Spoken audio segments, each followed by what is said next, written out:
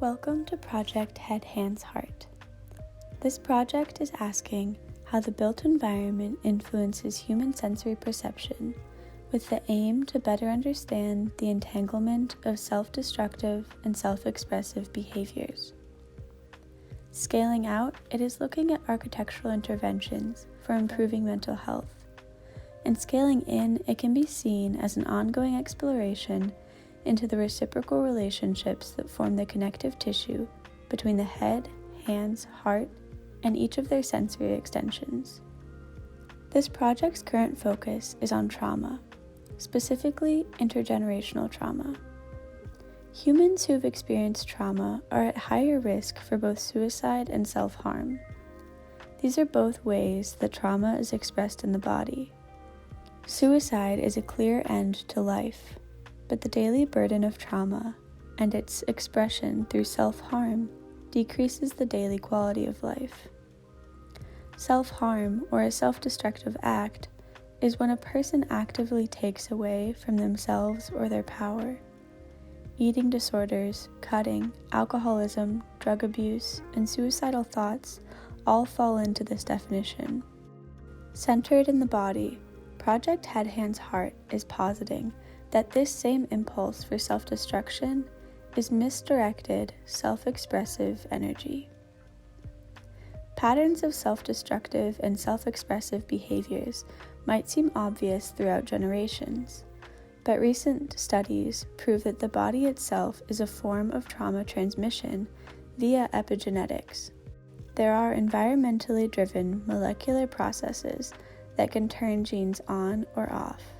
Epigenetics, in combination with external environmental factors, highlight the role of the built environment in mental health.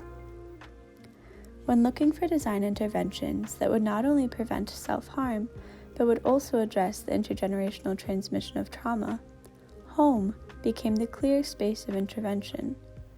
Home is a space of intergenerational overlap. Home as environment and home as body. The physical body, its sensory organs, provides an interface between the central nervous system and the environment.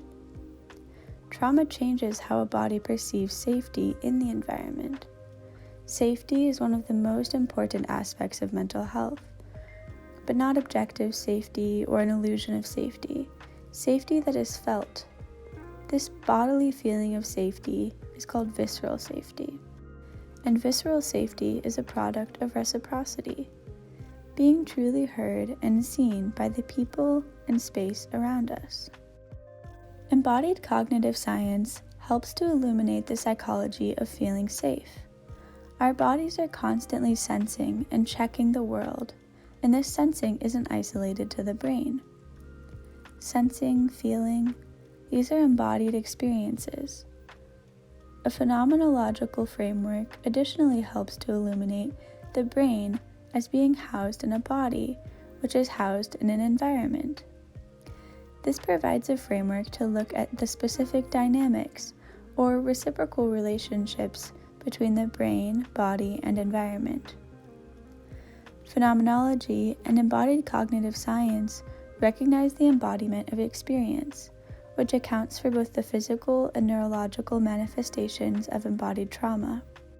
This experience-forward approach invites the question: how can we structure environments for humans so they can live in the best way possible?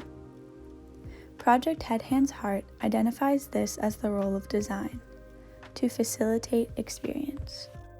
But when designing to facilitate mental health, it's not just a matter of making safe spaces. Safety in itself is all too subjective, so we're returning to the body and proposing a redirection of energies instead of a stifling of them. This project aims to create conditions of possibility in a world filled with hard architecture that represents oppressive structures.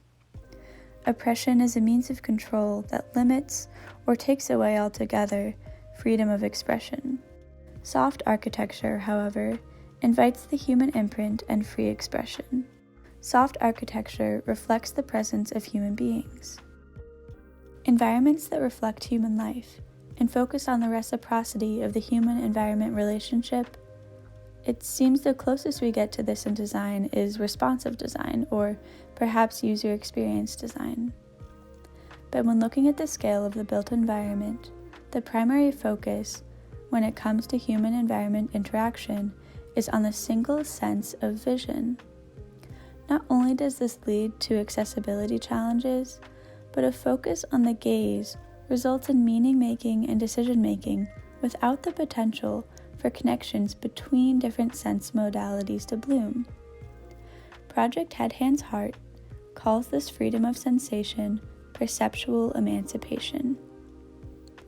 Returning to trauma and self-harm, this project has identified its design framework as visceral safety through perceptual emancipation, a bodily feeling of belonging and being seen via the affordance and invitation from the built environment to feel and express freely.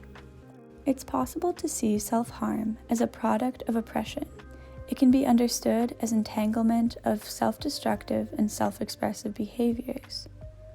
Those who engage in self-harm practices are performing embodied, socially situated acts of healing, survival, and self-creation in a physical attempt to retell complex, fragmented stories of abuse, existential angst, trauma, and loss of self. The built environment can be intentionally designed to better allow what's in to come out. Thinking of self-destruction as misdirected, self-expressive energies, ask yourself how your design work can create conditions of possibility. Accepting collective responsibility with individual sensitivity, how can we set the stage for health? To see Project Head Hands Heart's initial designs and design proposals, visit our website. If you would like to join the project, click the Participate button on our website. Thank you for listening. We would love to hear your feedback and reflections. Hope to talk soon.